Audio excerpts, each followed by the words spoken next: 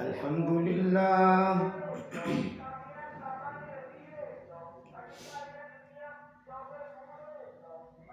الحمد لله نحمده ونستعينه ونستغفره ونؤمن به ونتوكل عليه ونعوذ بالله من شرور أنفسنا ومن سيئات أعمالنا من يهده الله فلا مضل له ومن يضلله فلا هادي له ونشهد أن لا إله إلا الله وحده لا شريك له ونشهد أن سيدنا وسندنا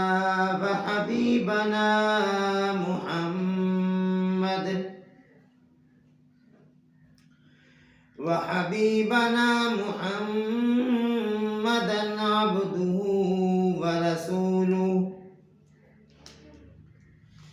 صلى الله تعالى عليه وعلى آله وأصحابه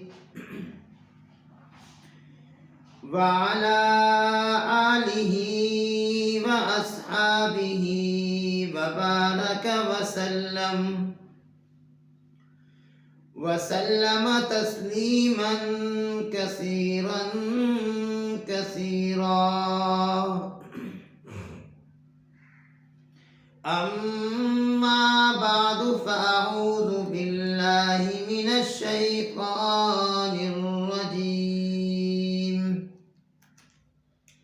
بسم الله الرحمن الرحيم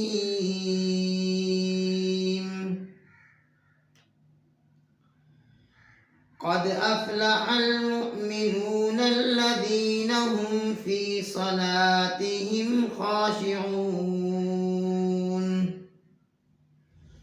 والذين هم عن اللغو معرضون والذين هم للزكاة فاعلون وقال النبي صلى الله تعالى عليه وسلم اللهم ارحم خلفائي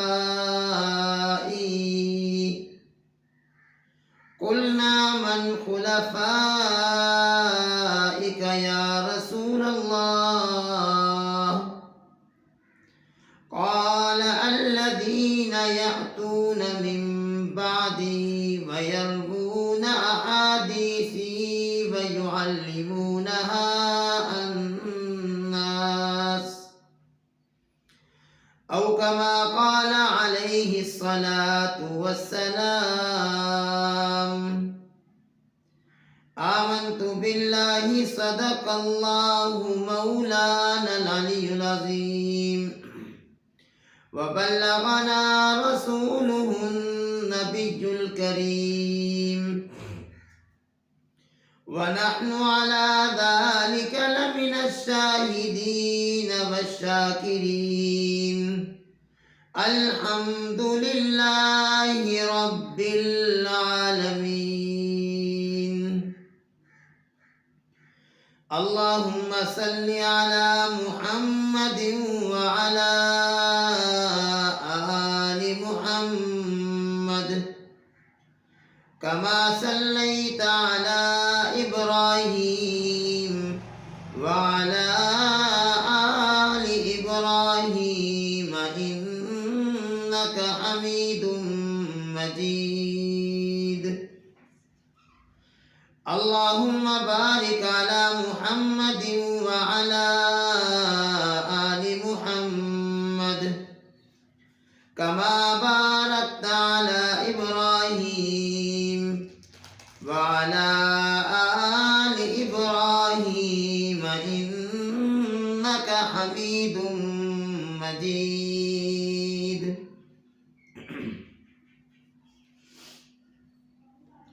انتہائی واجب الاحترام سننے والی میری معززہ محترمہ ماؤں بہنوں،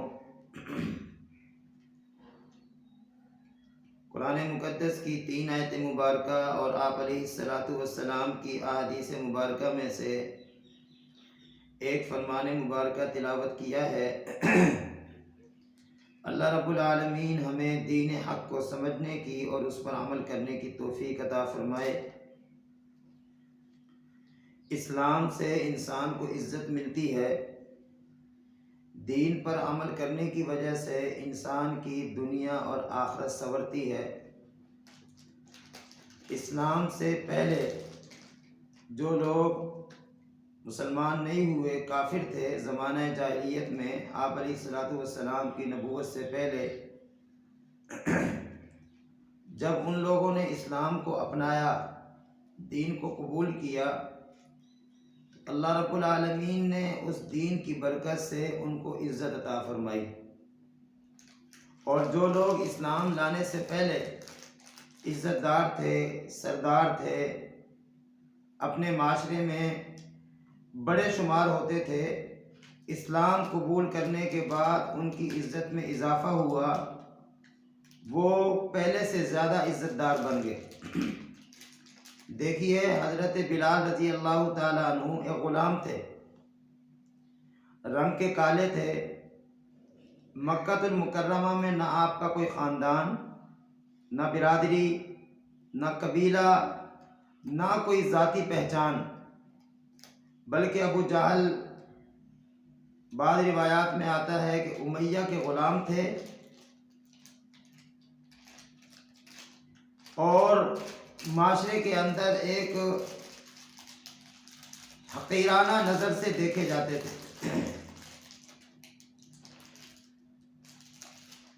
آپ علیہ السلام کو پتہ چلا کہ ابو جہل اپنے غلام پر سارا دن مشقتیں، ظلم اور زیادتیاں ڈھاتا ہے، اور رات کے ٹائم اس غلام سے چکی پسواتا ہے، چکی چلواتا ہے۔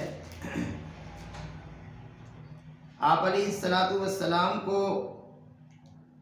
ابو جہل کا یہ ظلم کرنا برداشت نہ ہوا۔ روایات میں آتا ہے کہ جب پورا مکہ سو جاتا، آپ علیہ السلام ایک دودھ کا پیالہ لیتے اور وہ ایک کوٹری کے اندر، ایک چھوٹے سے کمرے کے اندر حضرت بلال رضی اللہ تعالیٰ عنہ چکی چلا رہے ہوتے اور گھوڑوں کے لیے کھجور کی گٹکیں پیس رہے ہوتے۔ ہماری وہ مائیں بہنیں جنہوں نے چکی چلائی ہے وہ سمجھتی ہیں کہ گندم پیسنا آسان ہے، کہ گندم کو پیسنا اتنا مشکل نہیں ہوتا، لیکن پھر بھی گندم پیسنے سے جسم میں کس قدر مشقت ہوتی ہے، اور کھجور کی گٹکیں تو کتنی سخت ہوتی ہیں، اور اس وقت کی چکیاں بھی بڑی بڑی ہوا کرتی تھی۔ تو سیدنا بلال رضی اللہ تعالیٰ عنہ کو ابو جہل اس وجہ سے کہ اس نے رسول اکرم صلی اللہ علیہ وسلم پر ایمان لا کر اس نے کلمہ پڑھ لیا تھا، روایات میں آتا ہے کہ سارا دن جلتی ہوئی ریت پر، گرمی میں تپتی ہوئی ریت پر حضرت سیدنا بلال رضی اللہ تعالیٰ عنہ کو لٹا دیتے، اور پھر ان کے وجود کے اوپر بھاری بھاری پتھر رکھ دیتے تاکہ حضرت بلال رضی اللہ تعالیٰ عنہ حرکت نہ کر سکیں۔ اور بعض روایات میں آتا ہے کہ آگ جلا کر انگاروں کے اوپر حضرت بلال رضی اللہ تعالیٰ عنہ کو لٹایا جاتا، اور ان کے سینے کے اوپر بھاری چٹان رکھ دی جاتی تاکہ حضرت بلال رضی اللہ تعالیٰ عنہ حرکت نہ کر سکیں۔ حضرت بلال رضی اللہ تعالیٰ عنہ کو ابو جہل کہتا یا امیہ کہتا کہ تم ہمارے معبودان کو مانو، ہمارے خداؤں کو مانو، نعوذ باللہ اللہ پاک کا انکار کرو، اور ان کو کوڑے مارتے، تو حضرت بلال رضی اللہ تعالیٰ عنہ ہر کوڑے کو کھانے کے بعد فرماتے احد، اللہ ایک ہے، اللہ کے ساتھ کوئی شریک نہیں ہے۔ حضرت بلال رضی اللہ تعالیٰ عنہ خود فرماتے ہیں کہ انگاروں کی وہ آگ میرے جسم کے خون اور میرے جسم کی چربی پگھلنے کی وجہ سے وہ آگ بجھتی تھی، اتنا مجھ پر ظلم کیا جاتا۔ سارا دن بلال رضی اللہ تعالیٰ عنہ کو یوں تپتی ہوئی ریت پر جلتے ہوئے انگاروں پر لٹایا جاتا اور رات کو بھی آرام نہ کرنے دیا جاتا، بلکہ رات کو بھی چکی پیسنے کے لیے دی جاتی۔ رسول اکرم صلی اللہ علیہ وسلم امام الانبیاء ہیں، رحمت للعالمین ہیں۔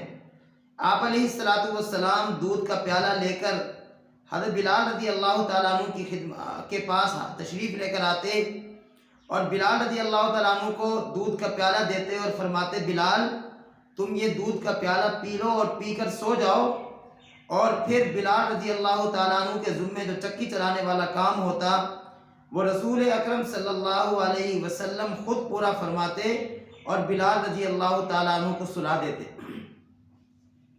عرض یہ کر رہا ہوں کہ اسلام کی وجہ سے وہ لوگ جو اسلام لانے سے پہلے بظاہر عزت دار نہیں تھے، میں حضرت بلال رضی اللہ تعالیٰ عنہ کی بات کر رہا ہوں، ان کو کوئی بھی نہیں جانتا تھا، مکہ کی گلیوں میں مارے مارے پھرتے تھے، کوئی ان کو روٹی دینے کے لیے، کوئی ان سے بات کرنے کے لیے تیار نہ ہوتا، لیکن جب انہوں نے اسلام قبول کیا، ایمان کی دولت کو اپنایا، اسلام نے ان کو اتنی عزت دی، اتنا عزت دار بنا دیا کہ رسول اکرم صلی اللہ علیہ وسلم کے مؤذن بنے، مسجد نبوی کے مؤذن بنے، بیت اللہ شریف کے مؤذن بنے، رسول اکرم صلی اللہ علیہ وسلم کے خادم بنے۔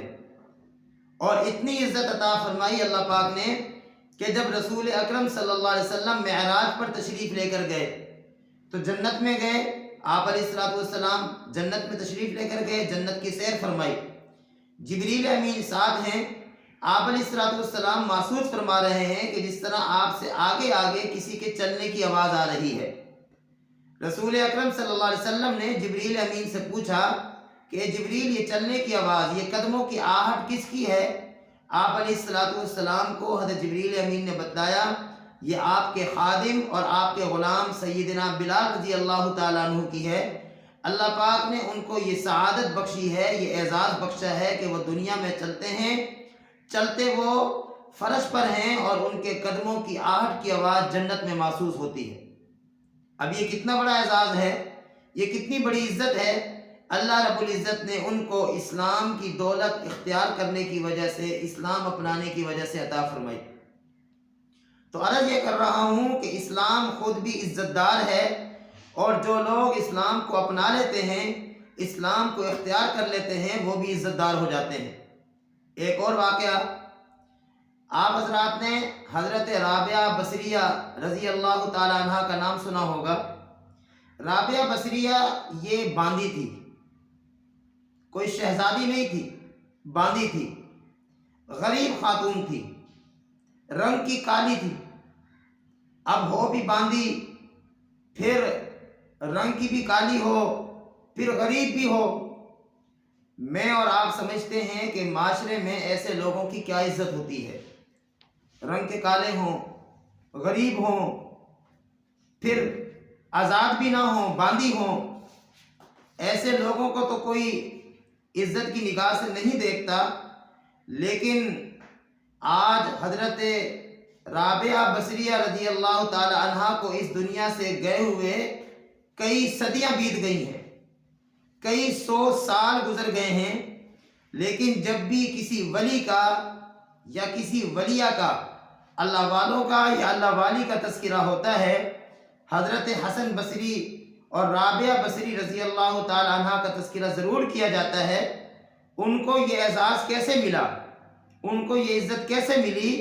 انہوں نے اللہ پاک کو اپنایا، اللہ تعالیٰ کے دین کو اپنایا، اللہ کی اس شریعت کو، اللہ تعالیٰ کی طرف سے ملنے والی اس دین کی نعمت کو اختیار کیا۔ اللہ پاک نے ان کو اس قدر عزت دی کہ اس زمانے کے شہزادوں کو اور اس زمانے کی شہزادیوں کو کوئی نہیں جانتا، لیکن آج بھی اگر کوئی جانتا ہے تو حسن بصری رحمہ اللہ کو بھی جانتا ہے اور رابعہ بصری رحمہ اللہ کو بھی جانتا ہے۔ میں عرض یہ کر رہا ہوں، اسلام کے ساتھ جڑیں گے، اسلام کو اپنائیں گے، اسلام کو اختیار کریں گے، اسلام کے اپنانے اور اختیار کرنے سے پہلے اگر معاشرے میں عزت دار نہیں ہوں گے، اسلام کے اپنانے کی وجہ سے اللہ عزت عطا فرمائے گا۔ اور اگر اسلام کو قبول کرنے سے پہلے، اسلام کو حاصل کرنے سے پہلے اگر معاشرے میں عزت ہوگی، اللہ پہلے سے زیادہ عزت عطا فرمائے گا۔ دیکھیے سیدنا صدیق اکبر رضی اللہ تعالیٰ عنہ، اسلام لانے سے پہلے وہ ایک سردار تھے، مکہ کے لوگ ان کو جانتے تھے، لیکن جب اسلام قبول کیا، اسلام قبول کرنے کے بعد بھی وہ سردار رہے، لیکن ان کی سرداری میں بھی اضافہ ہوا، ان کی عزت میں بھی اضافہ ہوا۔ پہلے صرف مکہ کے لوگ جانتے تھے، پھر ان کو پوری دنیا کے لوگ جاننے لگے۔ عمر فاروق رضی اللہ تعالیٰ عنہ پہلے سردار تھے، صرف مکہ کے لوگ جانتے تھے، زیادہ عرب کے لوگ جانتے تھے، لیکن جب اسلام قبول کیا ان کی سرداری میں اضافہ ہوا، اور پھر ان کی بادشاہت اور ان کی حاکمیت صرف عرب پر نہیں بلکہ پوری دنیا کے مسلمانوں نے قبول کی۔ حضرت عثمان غنی رضی اللہ تعالیٰ عنہ، حضرت علی المرتضیٰ رضی اللہ تعالیٰ عنہ، ان کے علاوہ دیگر صحابہ اکرام اسلام قبول کرنے سے پہلے اگر ان کی کوئی حیثیت تھی، اسلام قبول کرنے کے بعد اس حیثیت میں اضافہ ہوا ہے۔ روایات میں آتا ہے کہ جب زمانہ جاہلیت میں کسی بیوی کا، کسی عورت کے شوہر کا انتقال ہوتا، سمجھیں اس بات کو، جس طرح اس آدمی کا مال بطور وراثت تقسیم ہوتا تھا، اسی طریقے سے اس آدمی کی بیوی اس آدمی کے وارثوں میں وراثت کے طور پر تقسیم ہو جاتی تھی۔ آج تو الحمدللہ اسلام نے عزت دی ہے، اگر شوہر کا انتقال ہو جائے تو شوہر کے انتقال کے بعد بیوی کا مقام ہوتا ہے، ایک مرتبہ ہوتا ہے، اس کی ایک عزت ہوتی ہے، اولاد قدر کرتی ہے، عزت کرتی ہے کہ یہ ہماری ماں ہے۔ لیکن اسلام لانے سے پہلے، اسلام کے اس دنیا میں آنے سے پہلے جب کسی آدمی کا انتقال ہوتا تو انتقال کے بعد جس طرح اس آدمی کا مال، اس آدمی کی جائیداد اس کی اولاد میں، اس کے وارثوں میں تقسیم ہوتی تھی، یاد رکھیے اس کی بیوی کو بھی اس کی اولاد کے حوالے کر دیا جاتا اور وہ بطور وراثت اولاد میں تقسیم ہو جاتی۔ اب اس پر ایک واقعہ سنیں۔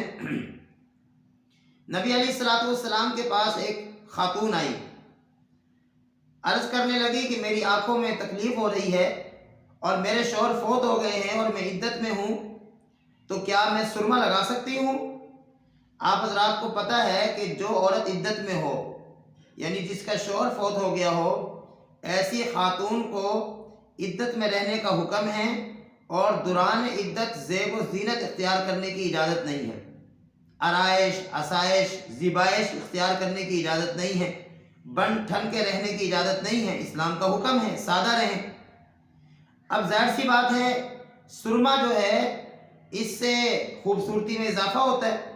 اب وہ خاتون نبی علیہ السلام کی خدمت میں حاضر ہوئی کہ میری آنکھوں میں تکلیف ہے اور میں عدت میں ہوں، تو کیا میں سرما لگا سکتی ہوں؟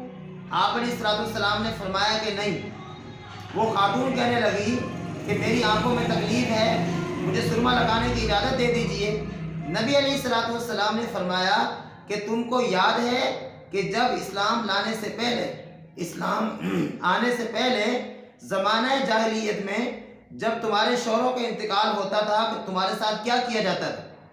میں عرض کرتا ہوں ذرا سمجھیں، اسلام کے اس دنیا میں آنے سے پہلے جس عورت کے شوہر کا انتقال ہوتا اس کی عدت کیسے گزرتی تھی؟ اب تو عدت ہے نا 4 ماہ 10 دن، عورت نے گھر میں گزارنی ہے، عورت گھر میں رہتی ہے، اس کو کھانے کو پینے کو اس کی تمام ضروریات کو گھر میں پورا کیا جاتا ہے اور ایک عزت ہوتی ہے۔ خاندان والے لوگ بھی ہمدردی کرتے ہیں کہ اس کا شوہر فوت ہو گیا ہے، اولاد بھی خیال کرتی ہے کہ ہمارے ابا جان فوت ہو گئے ہیں، امی صدمے میں ہیں، یعنی خاندان والے بھی خیال کرتے ہیں، محلے والے بھی خیال کرتے ہیں، برادری والے، جاننے والے سارے ہمدردی دکھا رہے ہوتے ہیں کہ یہ عورت صدمے میں ہے۔ لیکن اسلام کے آنے سے پہلے کیا ہوتا؟ جب کسی عورت کے شوہر کا انتقال ہوتا، ایک کمرہ ہوتا، چھوٹا سا کمرہ، جس میں ایک چھوٹی سی کھڑکی ہوتی، اس عورت کو اس کمرے کے اندر بند کر دیا جاتا۔ بند کرنے کے بعد دروازے کو بند کر کر اس پر لپائی کر دی جاتی تاکہ کوئی سراغ، کوئی ہوا، کوئی دھوپ، کوئی روشنی اندر نہ جائے۔ اور ایک چھوٹی سی کھڑکی ہوتی، اس کھڑکی سے صبح اور شام اس عورت کو کھانا دے دیا جاتا۔ توجہ فرمائیں، اس کھڑکی سے صبح اور شام اس عورت کو کھانا دے دیا جاتا۔ اب اس عورت نے اس چھوٹے سے کمرے کے اندر، جس میں ایک چارپائی بڑی مشکل سے بچتی ہوگی یا تھوڑی سی جگہ اور زیادہ ہوتی ہوگی، اس کمرے کے اندر رہنا ہے، وہی کھانا ہے، وہی پینا ہے، وہی سونا ہے اور وہی پیشاب وغیرہ کرنا ہے۔ یہ بات سمجھیں، یعنی اس نے تمام زندگی کی ضروریات اس ایک چھوٹے سے کمرے کے اندر پوری کرنی ہے۔ گرمی میں کوئی ہوا کا نظام نہیں ہے، کوئی دھوپ کا نظام نہیں ہے، کوئی روشنی کا بندوبست نہیں ہے، ایک چھوٹے سے کمرے کے اندر اس نے عدت پوری کرنی ہوتی۔ اور عدت کتنی ہوتی؟ کتابوں میں لکھا ہے کہ جب کچھ مہینے گزر جاتے، کافی وقت گزر جاتا، اب ظاہر سی بات ہے کہ ایک عورت ایک چھوٹے سے کمرے کے اندر رہ رہی ہے، وہی کھاتی ہے، وہی پیتی ہے، گرمی ہے، پسینہ ہے، ہاں جی، نہانے کی اجازت نہیں، نہانے کے لیے پانی نہیں ہے، پیشاب ادھر ہی کرنا ہے، استنجا کرنے کے لیے پانی نہیں ہے، وہی گندگی، وہی رہنا، وہی سونا، وہی کھانا۔ مجھے بتائیں کہ وہ کمرہ زہر کا اور جراثیم کا ڈھیر بن جاتا ہوگا۔ پھر کچھ مہینوں کے بعد ایک چھوٹا سا جانور اس عورت کو دیا جاتا اور وہ عورت اس جانور کو اپنے جسم کے ساتھ لگاتی، چونکہ گندا رہنے کی وجہ سے، پسینے میں رہنے کی وجہ سے۔ اور یہ میں کوئی کہانی نہیں سنا رہا، بلکہ روایات میں واقعہ لکھا ہے، حدیث کی کتابوں میں یہ واقعہ لکھا ہے، اور زمانہ جاہلیت میں اس طرح عدت گزاری جاتی تھی، یہ تفصیل لکھی ہے۔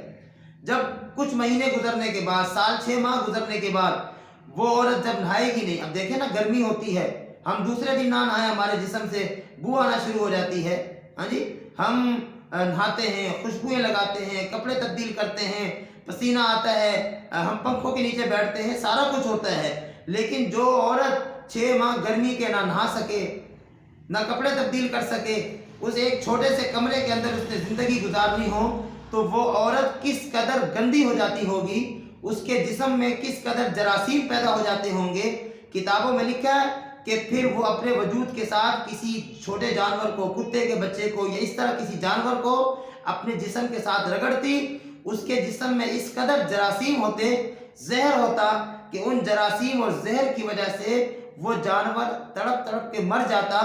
اگر مر جاتا تو پھر اس کے خاندان والے کہتے کہ اس عورت کی عدت ختم ہو گئی ہے، اب اس کو کمرے سے نکالتے۔ اور اگر خدا نہ خواستہ وہ عورت کے وجود کے ساتھ وہ جانور رگڑنے کی وجہ سے، اس کے جراثیم کی وجہ سے اگر وہ جانور نہ مرتا تو اس کو مزید پھر کچھ مہینے کے لیے اس کمرے میں رکھا جاتا، پھر دوبارہ کچھ مہینوں کے بعد یہی تجربہ کیا جاتا، اگر جانور مر جاتا تو اس کو باہر نکالا جاتا، ورنہ پھر مزید کچھ وقت کے لیے اندر رہنے دیا جاتا۔ اور جب باہر نکالا جاتا تو پھر بھی ایسے آزاد نہ چھوڑ دیا جاتا، بلکہ کتابوں میں لکھا ہے کہ ایک ٹوکرے میں بکریوں کی مینگنی یا اونٹ کی مینگنی کو ڈال کر نا، ایک ٹوکرے میں اس عورت کو کسی خچر پر، کسی گدھے پر سوار کر کے وہ ٹوکرا اس کو دیا جاتا، اور وہ آبادی کی گلیوں میں گھومتی اور ایک ایک مینگنی کو ہاتھ سے اٹھا کر پھینکتی جاتی۔ جب وہ ساری مینگنیاں ٹوکرے میں سے ختم ہو جاتی اور وہ خالی ہو جاتا، اس کے بعد اس عورت کو کہا جاتا کہ اب تمہاری عدت ختم ہو گئی ہے۔ دیکھیے، ایک بات کو سمجھیے، اسلام نے عزت دی۔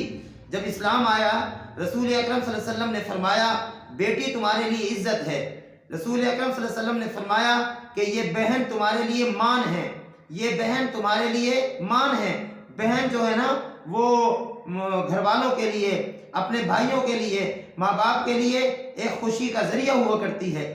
بھائی جب اپنی بہنوں کو دیکھتے ہیں تو وہ خوش ہوا کرتے ہیں، اور فرمایا کہ یہ بیوی تمہارے لیے شریک حیات ہے، تمہارے لیے رفیق حیات ہے، تمہارے سفر کا ساتھی ہے، اور فرمایا کہ یہ تمہاری ماں، اس کے قدموں کے نیچے جنت ہے۔ یہ مقام، یہ عزت، یہ عظمت جو آج عورت کو مل رہی ہے، یہ اسلام نے عطا کی ہے، رسول اکرم صلی اللہ علیہ وسلم نے عطا کی ہے۔ ایک مرتبہ حاتم طائی کا نام آپ نے سنا ہوگا۔ حاتم طائی تو مسلمان نہیں ہوئے تھے، وہ رسول اکرم صلی اللہ علیہ وسلم کے نبوت کے اعلان سے پہلے اس دنیا سے رخصت ہو گئے تھے۔ ان کے بیٹے تھے عدی بن ابی حاتم، حضرت عدی۔ تو حضرت عدی کی ہمشیرہ بہن وہ مسلمان ہوئی.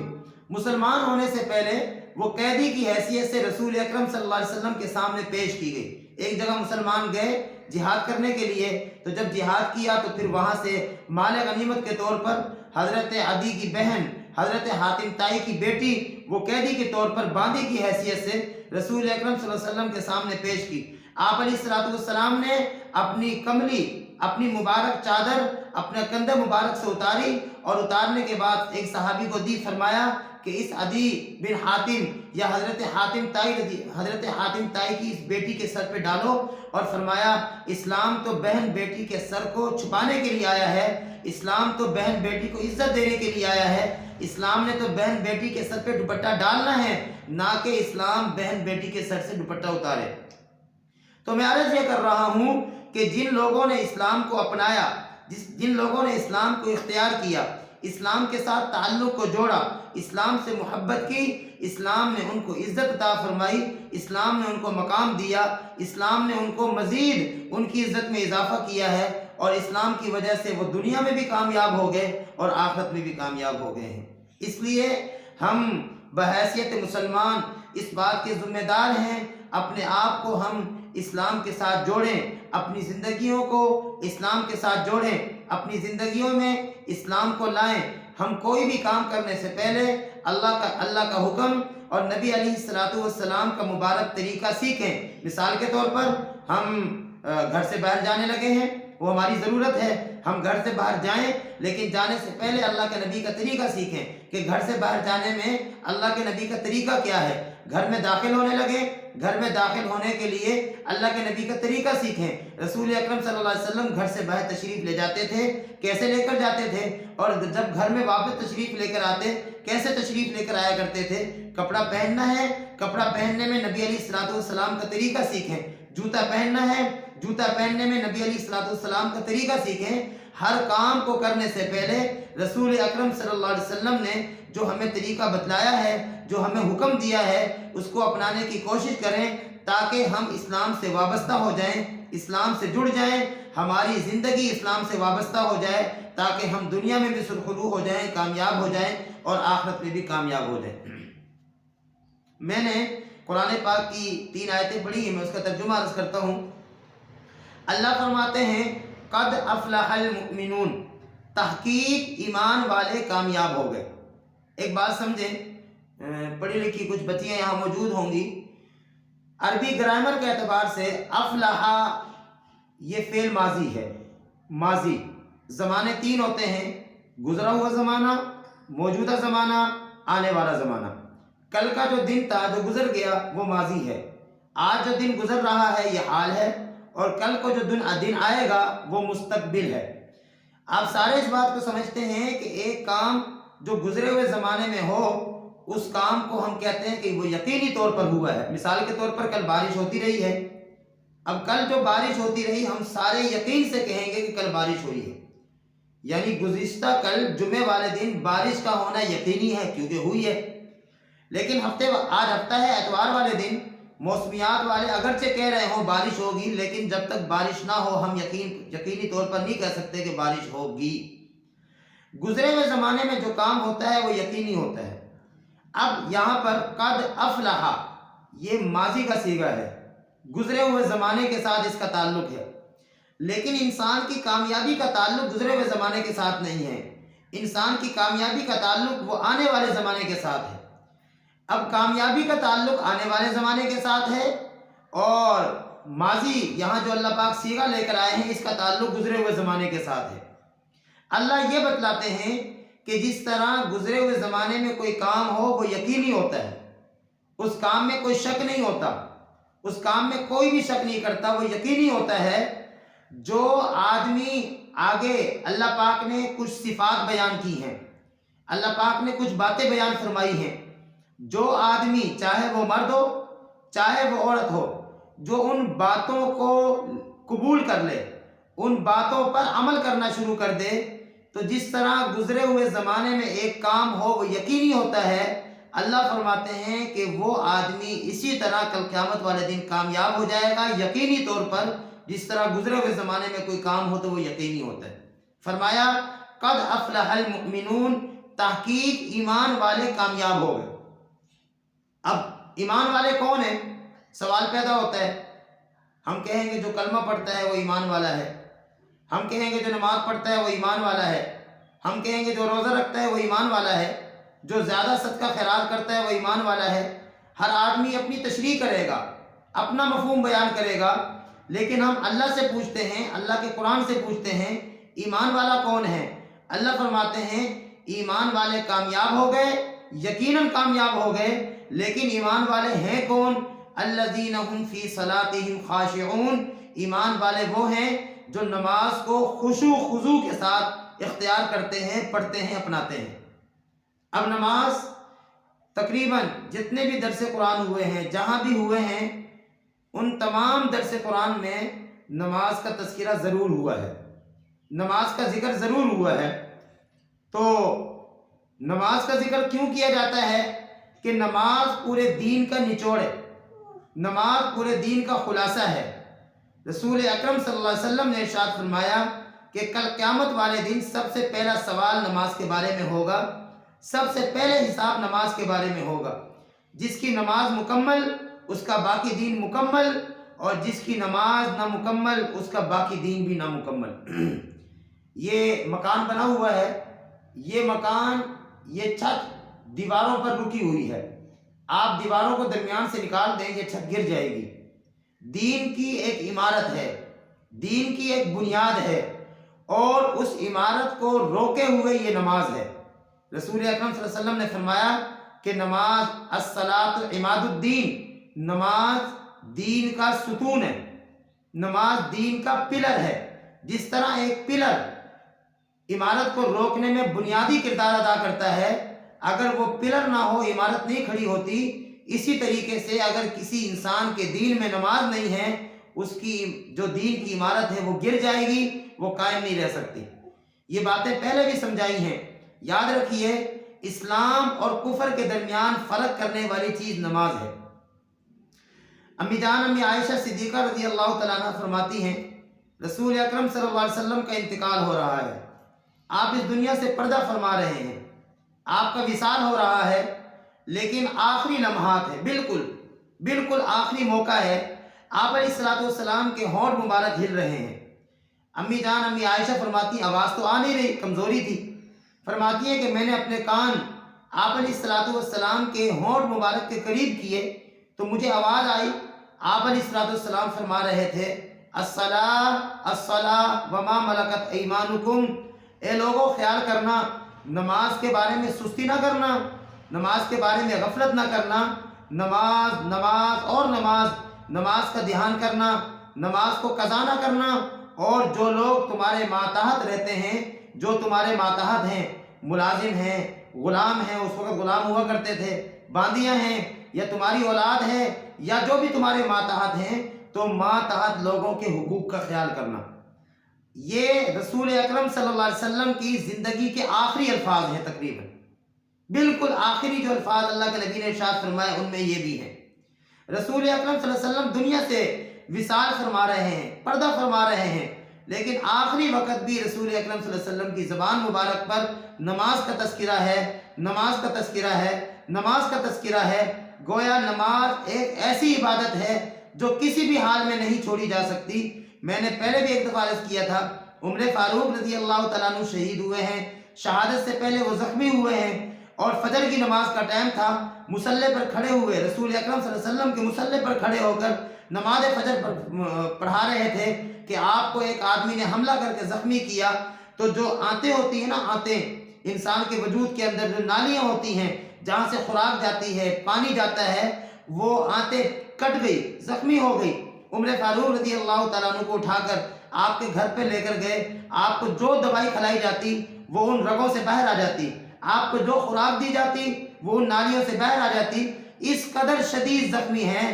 میری بہنیں ذرا سنیں، میری مائیں ذرا سنیں، جو سر درد کی وجہ سے نماز چھوڑ دیتی ہیں، مہمان آ جائے نماز چھوڑ دیتی ہیں، گھر میں تھوڑا سا کام بڑھ جائے نماز چھوڑ دیتی ہیں، ہاں جی اسکول کا کام کرنا ہو، یونیورسٹی کا کالج کا کام کرنا ہو، نماز چھوڑ دیتی ہیں، گھنٹوں موبائل پہ ضائع کر دیتی ہیں، لیکن نماز چھوڑ دیتی ہیں۔ سنو، रसूल अकरम सल्लल्लाहु अलैहि वसल्लम के ये सहाबी खलीफा दोम उमर फारूक रज़ी अल्लाह ताला अन्हु, जिनकी राय को अल्लाह ने कुरान पाक में 22 जगह कुरान बना के नाजिल किया है, वो इस कदर शदीद जख्मी हैं कि उनको खुराक दवाई जो भी पिलाई जा रही है उनकी नाली से वो बह आ रही है, इस कदर शदीद जख्मी हैं। लेकिन जब भी उनको होश आया, पहला सवाल उन्होंने नमाज के बारे में किया, चूंकि बेहोश हो गए थे, जब भी होश आता पूछते नमाज का वक्त हो गया, हत्ता कि उनको इसी तरह जख्मी हालत में, इसी हालत में उनको नमाज पढ़वाई गई, उनको चैन ना आया। लेकिन आज का ये मुसलमान तंदुरुस्ती की हालत में, सेहत की हालत में, कोई ऐसी मसरूफियत भी नहीं होती है, लेकिन थोड़ी थोड़ी बात पर बहाने बनाकर ये मुसलमान, चाहे वो मर्द हो चाहे वो हमारी ख़वातीन मस्तूरात हो, नमाजों को छोड़ देती हैं। अल्लाह फरमाते हैं कि कद अफ़लहल मुमिनून, तहकीक ईमान वाले कामयाब हो गए, ईमान वाले कामयाब हो गए। अब सवाल ये था ईमान वाले कौन हैं, तो अल्लाह ने खुद ही जवाब दिया कि ईमान वाले वो हैं जो अपनी नमाज का ख्याल करें, नमाज पढ़ते हुए नमाज में ध्यान अल्लाह की तरफ रखें, नमाज में खुशू खुजू इख्तियार करें, अल्लाह की तरफ मुतवज्जे रहें, नमाज ऐसे पढ़ें गोया कि नमाज पढ़ने वाला अल्लाह को देख रहा है, नमाज पढ़ने वाला अल्लाह को देख रहा है। और अगर ये मकाम हासिल नहीं हो सकता तो आखिरी दर्जा ये है कि नमाज पढ़ने वाला ये तसव्वुर करे कि अल्लाह मुझे देख रहे हैं। इसलिए इस आयत मुबारका में पहली सिर्फ जो ईमान वाले की बयान की वो ये है, ईमान वाला वो होता है कि जो किसी भी हालत में नमाज ना छोड़े, जो किसी भी हालत में नमाज में गफलत ना करे, जो किसी भी हालत में नमाज में सुस्ती ना करे। और एक और बात समझिए, रसूलुल्लाह सल्लल्लाहु अलैहि वसल्लम रहमतुल लिल आलमीन है, हदीस पाक में आता है, अल्लाह के नबी सल्लल्लाहु अलैहि वसल्लम इरशाद फरमाते हैं, मेरा दिल करता है कि मैं नौजवानों को जमा करूं और मैं उन नौजवानों को कहूं लकड़ियां जमा करें, बालन जमा करें। सहाबा इकराम पूछते हैं, अल्लाह के नबी आप लकड़ियों का क्या करेंगे? रसूलुल्लाह सल्लल्लाहु अलैहि वसल्लम फरमाते हैं कि वो लोग जो अजान की आवाज़ सुनते हैं लेकिन नमाज पढ़ने के लिए मस्जिद में नहीं आते, मेरा दिल करता है कि मैं उनके घरों को आग लगा दूं। कितनी सख्त वईद है, लेकिन आज हमारा मुसलमान मर्द, हमारी मुसलमान औलाद, हमारे बच्चे, हमारी बच्चियां, हमारे मर्द, हमारी औरतें नमाज के हवाले से इस कदर सुस्ती करती हैं, इस कदर गफलत करती हैं, इस कदर जो है ना लापरवाही बरतती हैं कि ऐसा लगता है कि नमाज का हुक्म कोई हुक्म ही नहीं है, बल्कि इख्तियारी चीज़ है, चाहो तो पढ़ लो चाहे ना पढ़ो।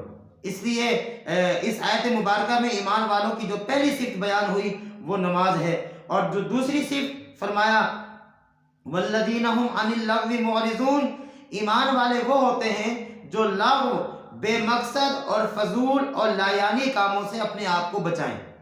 अब मेरी बात समझें, हर वो काम जिसका न दीनी फ़ायदा न दुनियावी फ़ायदा, उस काम को करना लायानी है, उस काम को करना बेमकसद है, उस काम को करना फजूल है। हदीस पाक में आता है कि कल जन्नती जन्नत में जब चले जाएंगे, मेरी बात समझें, जन्नती जब जन्नत में चले जाएंगे उन्हें किसी चीज़ का अफसोस नहीं होगा, किसी चीज़ का दुख नहीं होगा, किसी चीज़ पर नदामत नहीं होगी, कोई शर्मिंदगी नहीं होगी, लेकिन इस बात पर उनको नदामत होगी कि वो वक़्त जो दुनिया में उन्होंने ज़ाया कर दिया था, उसको कीमती नहीं बनाया, उसको अल्लाह की रज़ा के लिए खर्च नहीं किया, ज़ाया कर दिया। वो इस बात पर अफसोस करेंगे, काश ये लम्हा हम ज़ाया ना करते, अल्लाह इस लम्हे को कीमती बनाने की वजह से कल क़यामत वाले दिन हमें जन्नत में मज़ीद दर्जात अता फरमा देते। जन्नत में जाने के बाद भी जन्नतियों को अगर किसी चीज़ का अफसोस होगा तो ये लम्हा होगा, ये वो वक़्त होगा जिस वक़्त को आज हम दुनिया में रहते हुए ज़ाया कर देते हैं। हम मुख्तलिफ ऐसे काम कर रहे होते हैं, उस काम के करने का न दीन का कोई फ़ायदा न दुनिया का कोई फ़ायदा, न दीनी फ़ायदा न दुनियावी फ़ायदा। और याद रखिए, आज के दौर में, तरक्की याफ्ता दौर में, हमारा वक़्त कीमती बनने के बजाय पहले के मुकाबले में ज़्यादा ज़ाया होता है। मेरी वो बहन जिसके पास नमाज पढ़ने के लिए वक़्त नहीं है, मेरी वो बहन जिस बहन के पास माँ की बात सुनने के लिए टाइम नहीं है, माँ बुला रही होती है कि बेटी मेरी बात सुन लो, फलां काम कर लो। मेरा वो भाई जिस भाई के पास बाप की बात मानने के लिए, बाप की बात मानने के लिए, बाप के जवाब देने के लिए वक़्त नहीं है। मेरा वो भाई, मेरी वो बहन घंटों गाने सुनकर ज़ाया कर देती हैं, घंटों फिल्में देखकर ज़ाया कर देती हैं, घंटों मोबाइल में ज़ाया कर देती हैं, 2-2, 3-3, 4-4 घंटे ایسے کام میں لگا دیتی ہیں جس کام کا نہ دینی کوئی فائدہ نہ دنیاوی کوئی فائدہ. بیٹھی ہوئی ہیں 4 گھنٹے 3 گھنٹے باتیں ہو رہی ہیں, گپ شپ کی جا رہی ہے, اس بات چیت کا نہ کوئی دینی فائدہ نہ کوئی دنیاوی فائدہ. بلکہ بس اوقات یوں کہا جاتا ہے میں آپ کو فون کر رہا تھا, آپ نے فون نہیں اٹھایا, میں نے کہا چلو کوئی گپ شپ کر لیں, وقت پاس کر لیں. لا حول ولا قوت الا باللہ.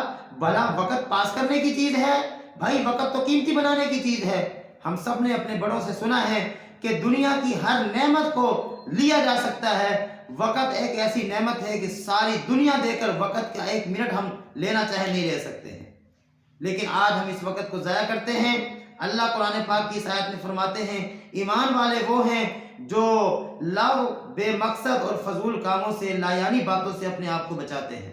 بس ایک بات آخر میں عرض کرتا ہوں, تو اس لیے خلاصے کے طور پر پہلی بات تو یہ ہے ہمیں اسلام نے عزت دی ہے, ہمیں اسلام نے مقام دیا ہے, ہمیں اسلام نے جو ہے نا ایک مرتبہ دیا ہے, اسلام نے ایک پہچان دی ہے, اسلام نے ایک شناخت دی ہے. ہم اسلام کے ساتھ اپنا لگاؤ, اسلام کے ساتھ محبت, اسلام کے ساتھ الفت تعلق بنائیں. ہماری زندگیوں میں اسلام نظر آئے. دیکھو وکیل کون ہوتا ہے؟ حالانکہ وکیل اگر سفید رنگ کا کاٹن کا لباس پہن لے, سوٹ پہن لے, تو وکیل تو پھر بھی ہے, لیکن وہ جب جاتا ہے کچہری میں, اپنی کچہری میں جاتا ہے کالے رنگ کا کوٹ پہنتا ہے. کیوں پہن رہے ہو کوٹ بھائی؟ یہ ہمارے وکیلوں کی نشانی ہے. وہ کوٹ پہن کر, کالا کوٹ پہن کر اپنے آپ کو وکیل ظاہر کرتا ہے. ڈاکٹر کون ہے؟ اگر وہ عام لباس پہن لے تو کیا وہ ڈاکٹر نہیں ہے؟ نہیں, ڈاکٹر ہے. لیکن اگر وہ سفید رنگ کا کہ وہ واسکٹ یا سفید رنگ کا وہ لباس جو پہنتے ہیں وہ نہ پہنے تو کوئی بھی ان کو ڈاکٹر نہیں سمجھتا ہے. وہ اپنی ڈاکٹر کی پہچان کرنے کے لیے, اپنی شناخت کروانے کے لیے ایک مخصوص لباس پہنتے ہیں. ہمارے بچے اسکول جاتے ہیں, ان کو آپ عام کپڑوں میں کپڑے پہنا کر اسکول بھیج دیں, اسکول والے ان سے ناراض ہوتے ہیں, بس اوقات سزا دیتے ہیں کہ یونیفارم کیوں نہیں پہن کر آئے. تو یونیفارم سے کیا ہوتا ہے؟ یونیفارم اسکول کی پہچان ہے. پتہ چلتا ہے کہ یہ بچہ فلاں اسکول میں پڑھتا ہے, اس کا یونیفارم یہ ہے, یہ یونیفارم اسکول کی شناخت ہے. ہمارے گھر میں اگر ہم نعوذ باللہ اللہ نہ کرے انڈیا کا جھنڈا لگا لیں اور ہم پاکستان میں رہتے ہوں, ہمیں کوئی بھی کہے اوہ تم پاکستانی ہو یا ہندوستانی ہو, ہم کہیں گے نہیں کہ پاکستانی ہیں. وہ کہے گا تم نے جھنڈا تو انڈیا کا لگایا ہوا ہے. ہم کہیں گے پھر کیا ہوتا ہے, انڈیا کا جھنڈا ہی تو لگایا ہے, رہتے تو پاکستان میں ہیں, شناختی کارڈ پاکستان کے ہیں. سارے کہیں گے نہیں نہیں تم غدار ہو, تم منافق ہو, تم پاکستان میں رہ کر انڈیا کا جھنڈا لگاتے ہو. یاد رکھیے اسلام میری پہچان ہے, اسلام میری شناخت ہے. اگر میرے وجود پر اسلام نظر نہ آئے, میرے چہرے میں اسلام نظر نہ آئے, میرے لباس میں اسلام نظر نہ آئے, میری وضع قطع میں اسلام نظر نہ آئے, میری بول چال میں, میرے بالوں میں, ہاں جی ہر چیز میں اسلام نظر نہ آئے, تو مجھے بتائیں کہ میرا اسلام کدھر ہے. اس لیے ہمیں اسلام کو اپنانا چاہیے. میرے بول چال میں, میری گفتار میں, میرے کردار میں, میرے اخلاق میں اسلام محسوس ہونا چاہیے. میں آخر میں ایک بات عرض کرتا ہوں. حضرت فاطمہ رضی اللہ تعالیٰ عنہا کو رسول اکرم صلی اللہ علیہ وسلم نے ایک وصیت فرمائی. بڑا آسان سا ایک عمل ہے, بڑا مختصر سا عمل ہے, لیکن اس عمل کے فائدے سنے حیران ہو جائیں گے. اللہ ہمیں عمل کرنے کی توفیق عطا فرمائے. نماز ہم سارے پڑھتے ہیں, عشاء کی نماز میں وطر پڑھے جاتے ہیں. وطر پڑھنے کے بعد ایک چھوٹا سا عمل کرنا ہے جو انتہائی آسان لیکن اس کا فائدہ بہت زیادہ ہے, بہت زیادہ ہے, ہماری سوچوں سے بھی بہت زیادہ ہے. عمل کیا ہے؟ عمل یہ ہے کہ وطر پڑھنے کے بعد 2 سجدے کریں. وطر پڑھ لیے, سلام پھیر لیا, وطر ختم, وہیں بیٹھے بیٹھے 2 سجدے کریں. ان سجدوں میں کرنا کیا ہے؟ پہلے سجدے میں ایک دعا پڑھنی ہے, سبوح قدوس ورب الملائکۃ والروح. یہ ہم رمضان المبارک میں تراویح پڑھتے ہیں نا, تو 4 رکعت کے بعد نا ہم ایک تسبیح پڑھتے ہیں جس کو تسبیح تراویح کہتے ہیں. سبحان ذی الملک والملکوت, سبحان ذی العزت والعظمت, یہ پوری دعا ہے. تو اس دعا میں نا ایک لفظ آتا ہے سبوح قدوس وربنا ورب الملائکۃ والروح. لیکن یہاں ہم نے کیا پڑھنا ہے؟ سبوح قدوس ورب الملائکۃ والروح. یہ ایک چھوٹا سا جملہ, ایک سجدے میں 5 دفعہ پڑھیں. ایک سجدہ کریں اور سجدے میں یہ جملہ ہے سبوح قدوس वरब्बुल मलाइकति वर्रूह, ये जुमला 5 दफ़ा पढ़ें। सजदे से उठकर बैठ जाएं, एक मरतबा आयतुल कुर्सी पढ़ें और उसके बाद दूसरा सजदा करें और दूसरे सजदे में भी इसी तरह सुब्बूहुन कुद्दूसुन वरब्बुल मलाइकति वर्रूह 5 दफ़ा पढ़ें। ये कितनी दफ़ा हो गए? 10 दफ़ा। 5 दफ़ा पहले सजदे में और 5 दफ़ा दूसरे सजदे में, और दोनों सजदों के दरमियान क्या पढ़ना है? एक मरतबा आयतुल कुर्सी। कितना वक़्त लगेगा? बहुत ज़्यादा वक़्त लग जाएगा, 2-3 मिनट लग जाएंगे। फ़ायदा क्या है? फ़ायदा सुने। जैसे ही हम दूसरे सजदे से सर उठाएंगे अल्लाह हमारी मग़फ़िरत कर देंगे। 2 सजदे करने, दूसरे दोनों सजदों में 5-5 मरतबा ये पढ़ना है, सुब्बूहुन कुद्दूसुन वरब्बुल मलाइकति वर्रूह। 5-5 मरतबा ये पढ़कर दूसरे पहले सजदे के बाद दूसरे सजदे से पहले दरमियान में बैठकर एक मरतबा आयतुल कुर्सी पढ़े। इसका फ़ायदा क्या होगा? सबसे पहला फ़ायदा ये होगा कि जैसे ही हम दूसरे सजदे से सर उठाएंगे अल्लाह हमारी मग़फ़िरत कर देंगे। दूसरा फ़ायदा, 100 हज करने का अल्लाह सवाब अता फरमाएंगे। तीसरा फ़ायदा, 100 उम्रा करने के अल्लाह सवाब अता फरमाएंगे। चौथा फ़ायदा, 100 शहीदों का अल्लाह सवाब अता फरमाएंगे।